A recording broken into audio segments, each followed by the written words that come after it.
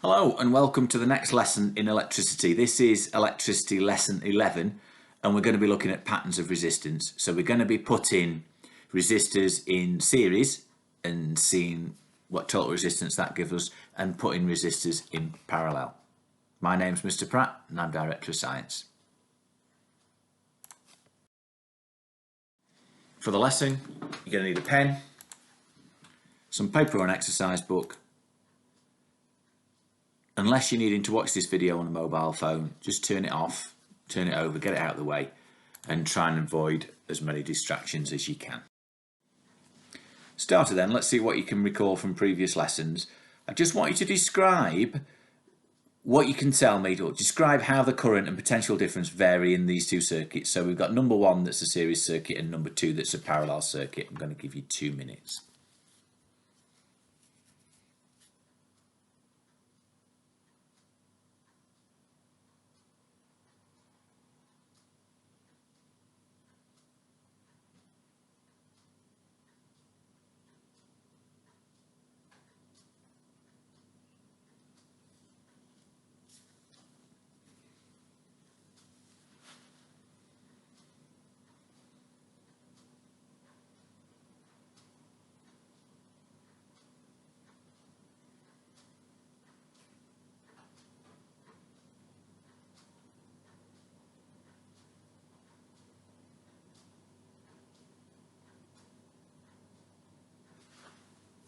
About halfway through your time.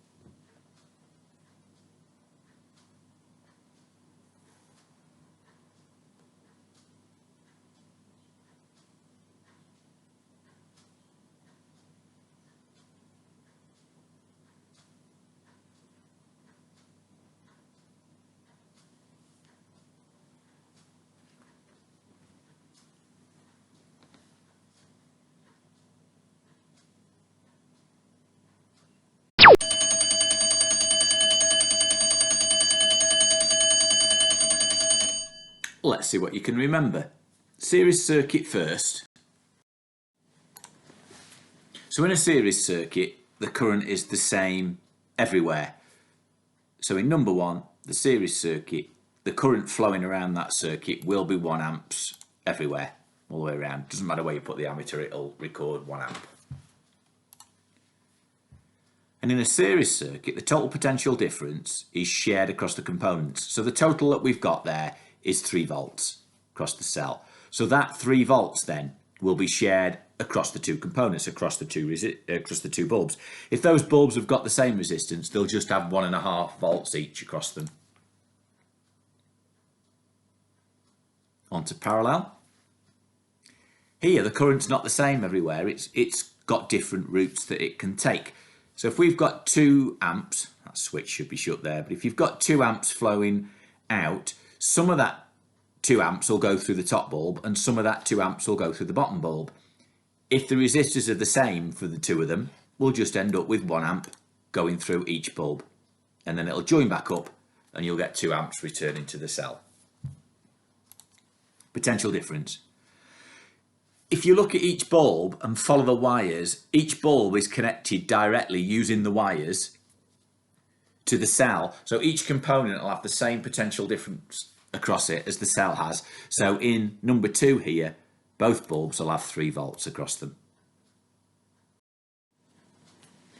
What we're going to look at doing then, this lesson, is to calculate resistance in series with each other, which is perfectly straightforward. You won't have a problem with that.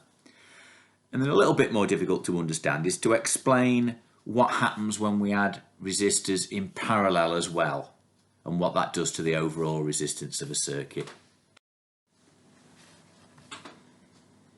So before we get going on resistance, just need to double check your understanding of potential difference as well. So I'm just going to give you a minute. I want you to tell me what the total potential difference is supplied by the batteries, what happened if you put another battery in there, what the potential difference is across the bulb on the top picture, and what will be the potential differences on the bottom picture. And what's the rule for adding up these potential differences if you put more and more cells in?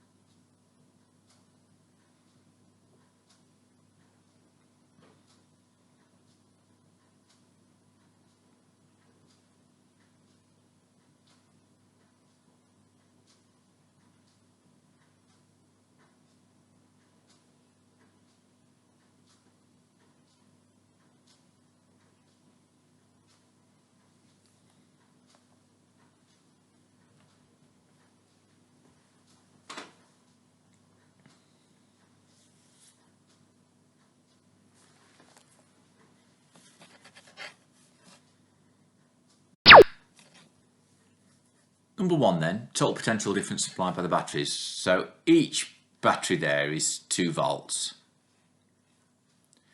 We've connected them plus to minus, so they're connected the right way. They need to be facing the same direction. All you need to do is to add up 2 plus 2 plus 2. So those 3 there give us 6 volts.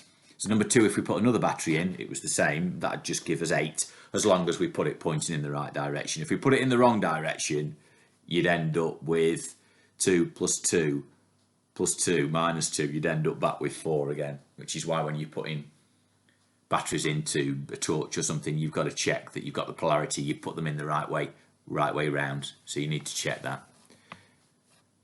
Number 3, what's the potential difference across the bulb in the top picture? Well, the bulb in the top picture is just connected directly to those 3 batteries there, so that would just have 6 volts across it. On the bottom one, the 6 volts would be shared across the 3 bulbs, so they just have 2 volts each across them. What's the rule for adding batteries in series? The total potential difference will just be the sum of them. You just add them up. I'm going to give you a minute. Potential difference across the top circuit and potential difference across the bulbs in the second circuit.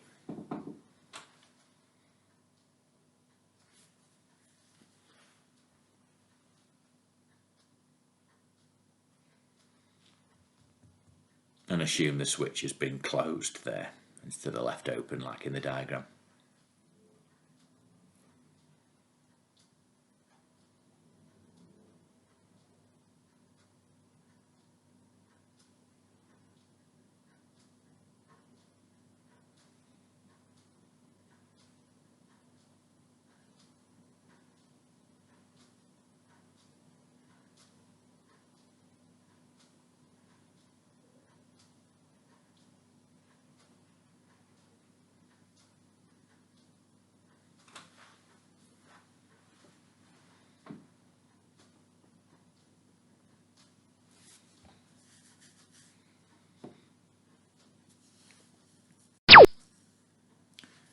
Number 1 then, potential difference across the top bulb, it's just going to be 6 volts.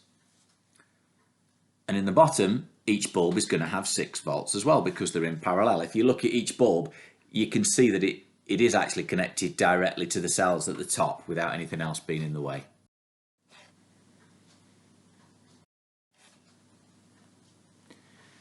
So in this lesson, you're going to need to calculate the total resistance in a series circuit, which, believe me, is straightforward. And then describe, you don't have to calculate, although as I'm explaining, I am going to use some numbers because I think using the numbers might make it a little bit easier for you to understand. But in the exam, you'd only have to explain, you wouldn't have to say what the actual number of the resistance is when we put them in parallel. So we're going to add resistors in series and add them in parallel as well. Let's just remind ourselves what's actually going on inside a resistor then. So this little simulation there has got a battery at the bottom or a cell at the bottom, and you can see the voltage of it is 1.2 volts that I've got it set up. So the positive side of the cell is this side. So this is modelling electron movement. So we've got electrons coming out of the negative end of the cell and being pushed around the wires of the circuit. Now the resistor is represented by the big rectangle at the top, which at the moment is red. That colour on there is just showing that it's cold. The blue moving spheres represent the electrons, and the bigger fixed but vibrating spheres that are inside the resistor represent the atoms that are fixed inside it. Resistance then is the way that any substance tries to stop the flow of electrons. Now, that can be stopped in two ways. It can either be that we've got those fixed atoms that are in the way, so I can increase the resistance here by turning that up, and I can put more atoms in the way that are fixed. So the electrons are now struggling to get through that resistor because of the collisions with the atoms that are fixed inside the resistor. Every time there's a collision, you're losing energy. You'll notice then that the current, which is shown by this ammeter at the moment, is at the bottom, has fallen and it's lower now. So I'll just go back, so I'll make the resistance less. And as we have less resistance, you can see that we've now got more electrons flowing through. Remember that current is the flow of charge. So 1 amp is 1 coulomb of charge flowing every second. So we've got more current flowing now. The reason that we've got this weird sort of fan type thing here is because the only way you can measure current is to have something in the circuit that it can register it. You need to be measuring the electrons as they go past. Just like if you wanted to measure the flow of water down a stream, you'd need to put your hand in, or you'd need to put an object in so that you could measure the flow. What we can see then is the bigger the resistance, the smaller the current. So let's make the resistance really big, and you'll notice that the current now is a lot less. We've got less electrons per second, less coulombs per second flowing. Now then, let's put that resistance back as it was, so about 0.5 ohm. This time I'm going to turn up the potential difference of the cell. I'm going to allow that cell to have a bigger push on the electrons around the circuit. So let's whack it up, make it a lot bigger, right up to 6 volts. And you'll see now there's a greater push, so we're getting more electrons being forced through that resistor. It's still got the same amount of resistance, but we're forcing, we're giving more energy for each of those electrons, more energy for each coulomb, forcing it through there. So now we've got more of a current. Let's make the voltage even higher. You'll see the ammeters rising there. You'll also notice that the colour has changed. Now it's getting hot. It's getting hotter because as that current flows, the electrons are colliding with the fixed atoms and we're transferring kinetic energy. So we're making it hotter. That kinetic energy of electrons colliding with the fixed atoms is generating the kinetic energy that is ended up being lost as thermal energy. So that resistor would get hot. We've got a bigger voltage. I didn't change the resistance, and now we've got a bigger current. I can probably make the voltage slightly bigger than that. I'll go all the way up. It goes up to 12. We'll see the current's rising. We're getting towards 25 amps now, and it's getting even hotter. Greater potential difference, greater current, but I didn't change the resistance that time. So the resistance, and we measure it in ohms, is a measure of how good that material is at preventing current flowing through it.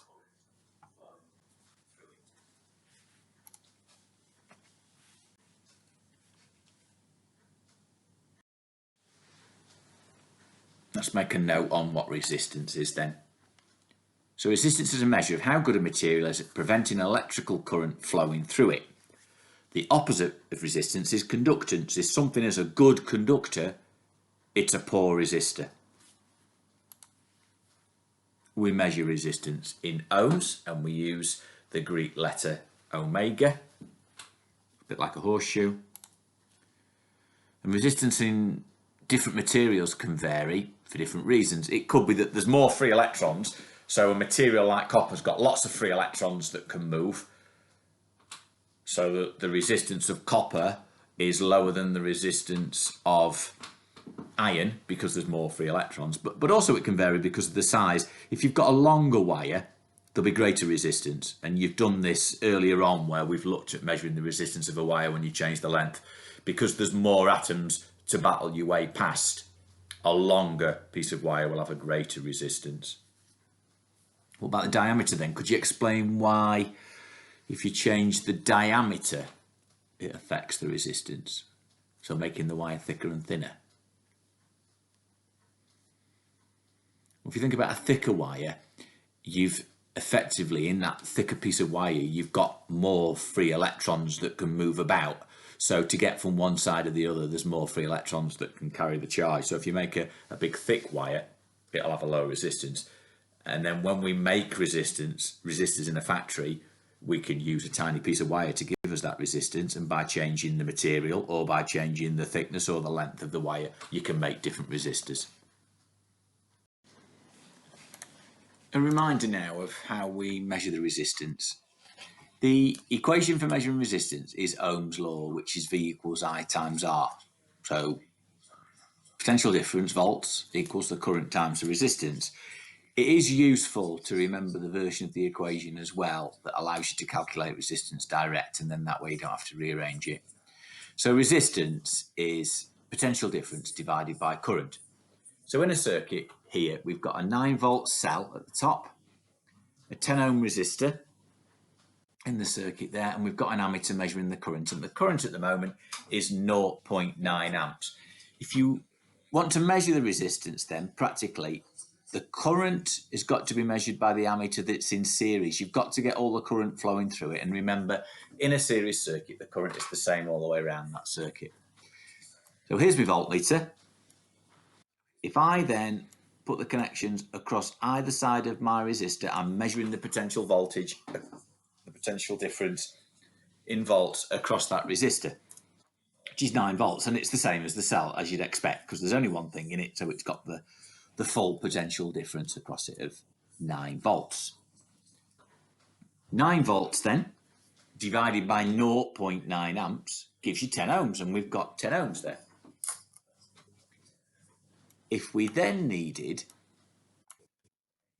to find the resistance of 2 resistors, if we put them in there, so let's put another one in there. And I'll keep it nice and simple. It's just another 10 ohm resistor that I'm putting in there. You see now that the current is reduced. It's gone down to 0.45 amps. If I put the voltmeter across just one of them, I've got a voltage of 4.5 volts now, so I've not got the whole 9 volts. Why is that? Because the whole 9 volts in the series circuit is shared across both resistors, so we've got 4.5 volts on each, half of the 9. If I then do my potential difference, which is 4.5, divided by the current that I've got flowing, 0.45, I still get 10 ohms. And that's because where I've put the voltmeter, I'm just measuring the resistance of the one of them.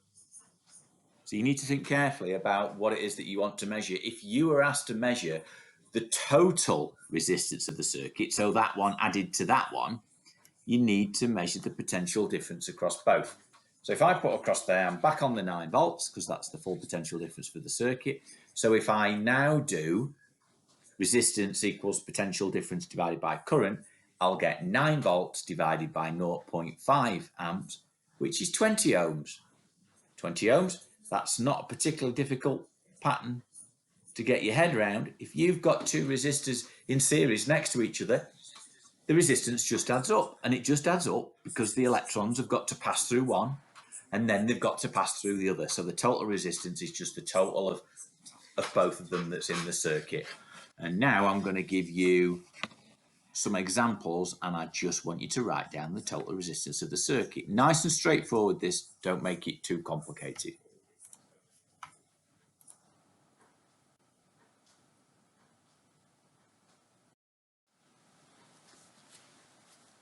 three resistors here in series, a 5 ohm, a 5 ohm and a 5 ohm. When components are connected in series, electrons have to travel through each one in turn, so that means the resistance builds up. So in this circuit, the total resistance is 5 ohms plus 5 ohms plus 5 ohms, 15 ohms.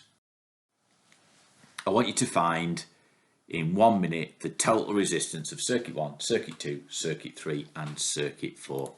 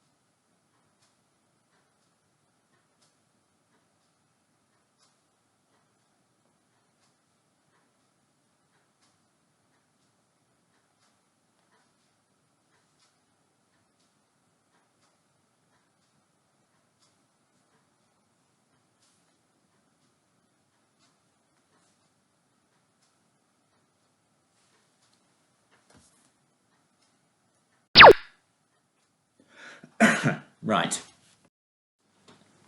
Circuit 1 then. We've got a 2 ohm and a 2 ohm and a 2 ohm in series. 2 ohms plus 2 ohms plus 2 ohms gives us a total of 6 ohms. So the total resistance of circuit 1 is 6 ohms. Number 2, 8 ohms and 12 ohms, total resistance of 20 ohms. Circuit 3, 100 and 350 gives us a total of 450. You're slightly more careful with circuit 4 because we've got k ohms, kilo ohms. So we've got 3,000 ohms, 10,000 ohms and 5,000 ohms. Gives us a total of 18,000 ohms. If you've put 18 kilo ohms, that's fine.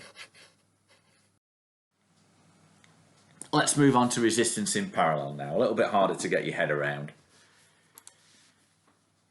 So in this little parallel circuit here where we've got two bulbs connected in parallel, if I tell you that the resistance of each bulb is 10 ohms, just pop them on the diagram.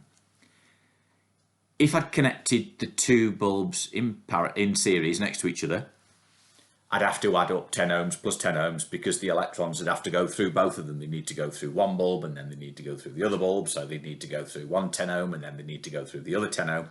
So you get 20 ohms, dead straightforward. But when we connect the components in parallel, the electrons don't need to go through both. So imagine electrons in this circuit. Some of those electrons will go through one of the 10 ohm and some of them will go through the other 10 ohm. So the resistance goes down when you connect them in parallel, which is not how you expect. So you've got to get your head around that. Because they're connected like that, some current now can go one way and some current can go the other. Let's see what the effect is on this circuit then of adding another resistor in parallel. So we've got 10 volt cell with a 10 ohm resistor, which is giving us a current of 1 amp. So I'm going to keep the numbers nice and simple. Potential difference 10 equals current 1 times resistance 10. So 10 equals 1 times 10. Makes perfect sense. Grab another resistor. This one's 10 as well. So I'm just going to connect it in parallel. So I'm going to put it across that one. As I just connect this last wire, keep your eye on the current on the ammeter there and see what happens when I add this to the circuit. So we've got 1 amp now, 2 amps. So adding another resistor in parallel has made more current be able to flow, which is not the way round that you'd think. So the total resistance of that circuit now is lower than it was before. It must be because we've got more current flowing. If I'd have connected this resistor in series, so go on, why don't I just do that? Let's get rid of that, get rid of that. Move that over there, that over there, connect that there, that there. The current went down. because when you put the resistors next to each other, the electrons have got to get through both. So the resistance adds up. So 10 ohms plus 10 ohms gives us 20 ohms. So the total resistance of that circuit is 20 ohms, which is why the current is lower now. Take that one out.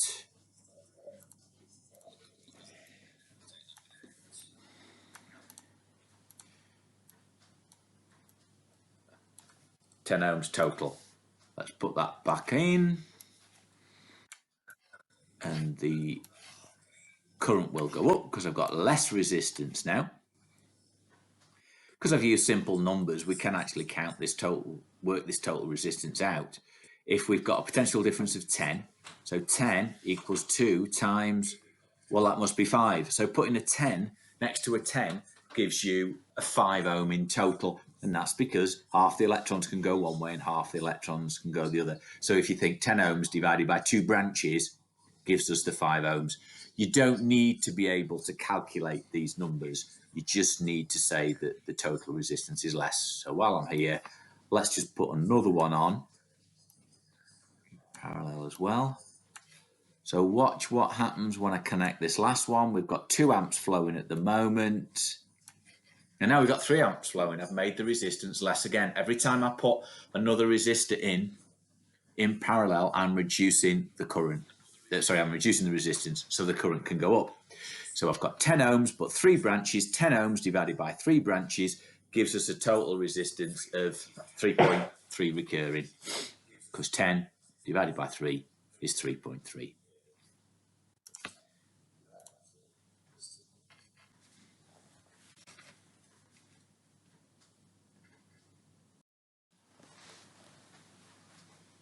Let's look at it a different way then, using a model that might help your explanation if you're struggling so far. So this lab's got 2 doors where you can get out. There they are next to each other. If we've got 30 students then and we needed to get out of this lab quick in an emergency, we'd use both doors. If you think of the doors then as being resistors, because it's more difficult to get through a door than it is just to move through the lab. So it's like a resistance in the movement of the students out of the room. So we might get roughly 15 students going through the left-hand door, 15 students going through the right-hand door, and we go out that way. If one of the doors was locked, though, it would be more difficult to get out. It would be more difficult to get out because we'd all have to go through the same door.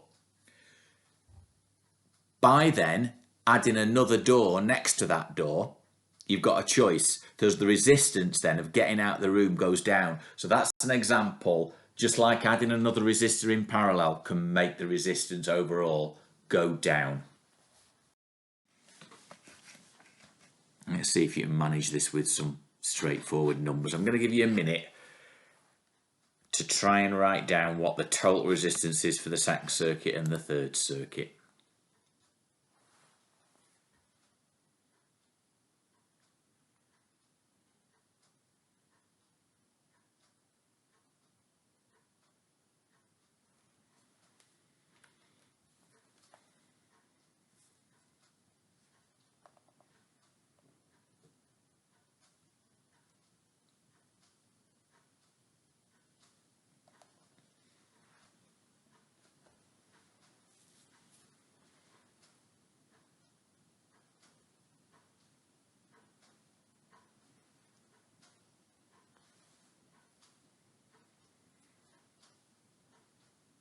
Almost out of time. I'm suspecting that you probably will have been able to do those fairly quickly, or you will have said, oh, I've no idea, one or the other.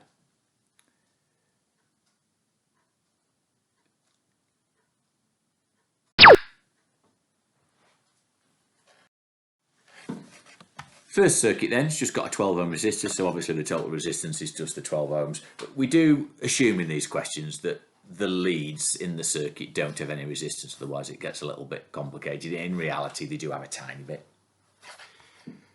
Middle one then, if we'd have connected the two 12 ohms in series so that they were next to each other, that would have given us 24 ohms. But it doesn't do that. By putting an extra 12 ohm in, it makes the resistance less.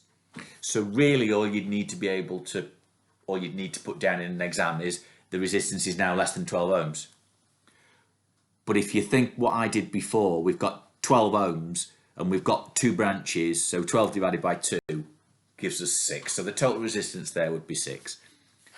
Last one then, 12 ohms divided by 3 branches, 4 ohms. It goes down again.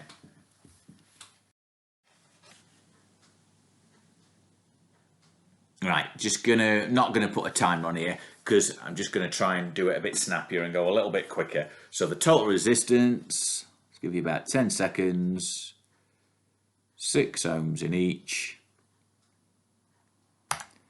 6 ohms divided by 2 paths, 2 branches, gives us 3 ohms. So it's got to be less than 6. What about now?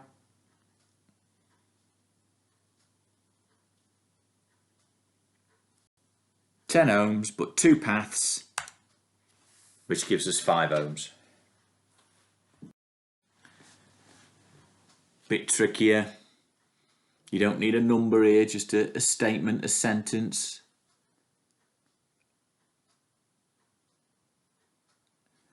All you need to know is that the total resistance of that circuit is less than 4 ohms. If the 4 ohm was just there on its own and the 8 ohm wasn't there at all, the 8 ohms had disappeared, you'd just have a resistance of 4 ohms. But by putting in another branch, you're making it easier for the current to get around. So all you need to say is less than 4. What can you tell me about the total resistance of this one?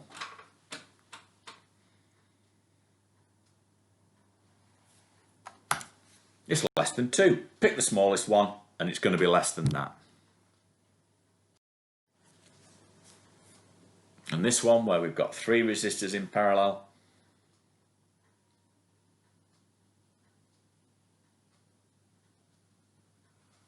total resistance is less than 2. I've just picked the smaller one and said it's going to be lower than that one.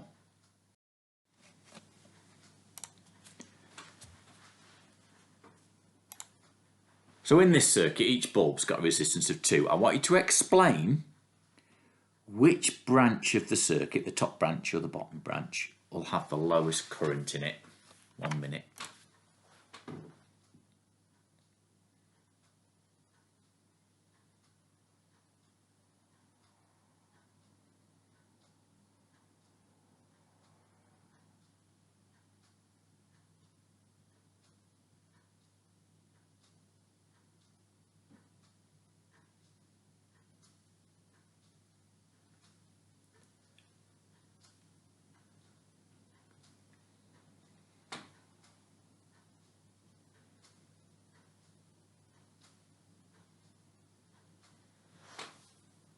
Which branch then would have least current, and explain why that is.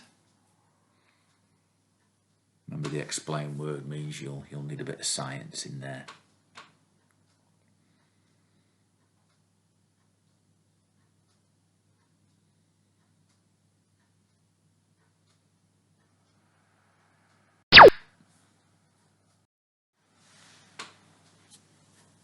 Well, I'll go straight to the answer. So the lowest current will be in the top branch, and then we'll explain why. Each bulb's got a resistance of 2 ohms, so let's add that to the diagram. So the total resistance of that top branch is 2 plus 2 plus 2. So you can just imagine we've got a 6 ohm resistor in that top branch. It would do the same thing. Total resistance of the bottom branch, well, it's just 2 because that's the only thing that's there. So we've got a bigger resistance on the top branch than we have on the bottom branch. So a bigger current can flow that way because the resistance is less, and a smaller current will flow that way. Let's just stick an extra bit of question on there. If the current is 4 amps flowing out of the cell, so 4 amps coming out of that cell at the very top there, how much current do you think goes along each branch? Bit of a clue, it's got to add up to 4 because you've got 4 coming out of the cell and there'll be 4 going back into the cell. You just need to think how that might divide up, how much goes through the top branch and how much through the bottom branch.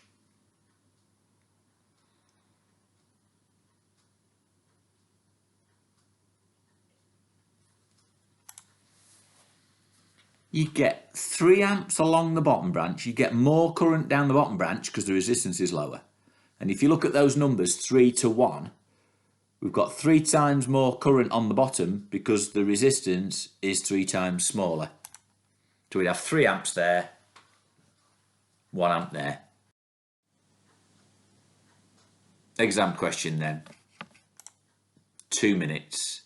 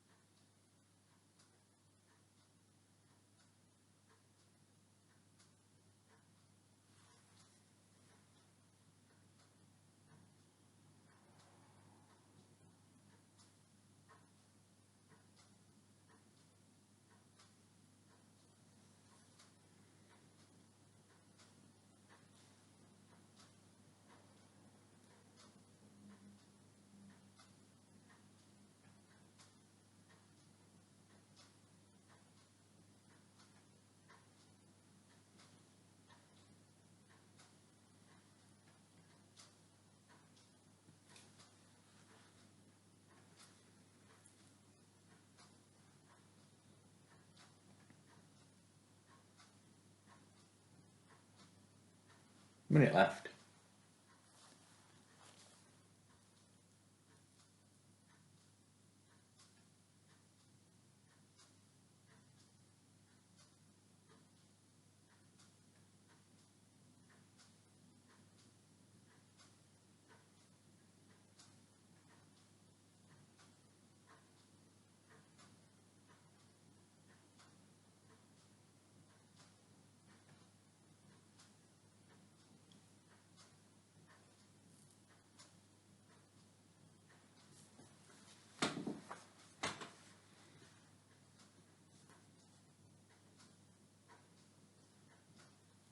If you're struggling on letter C, you need to use the equation from B.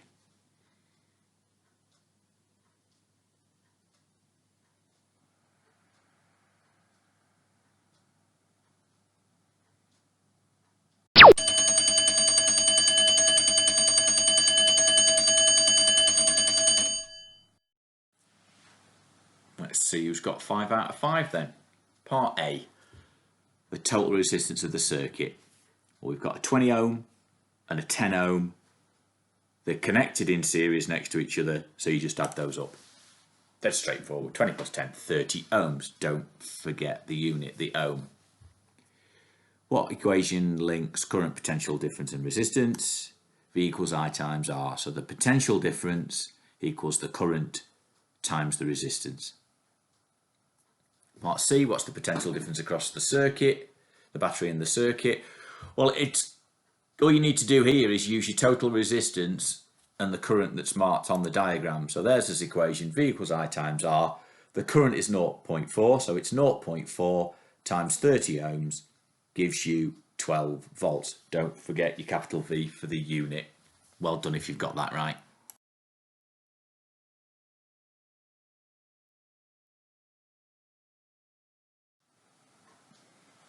Just going to finish off with a summary then. So I've summarised series on one side and parallel on the other.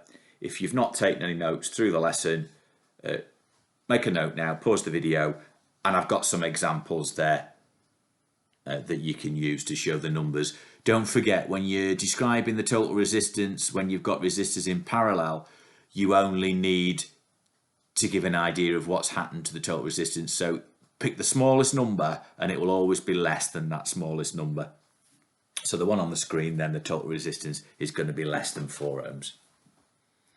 I'll see you next time. Well done for working on that for the next lesson on electricity.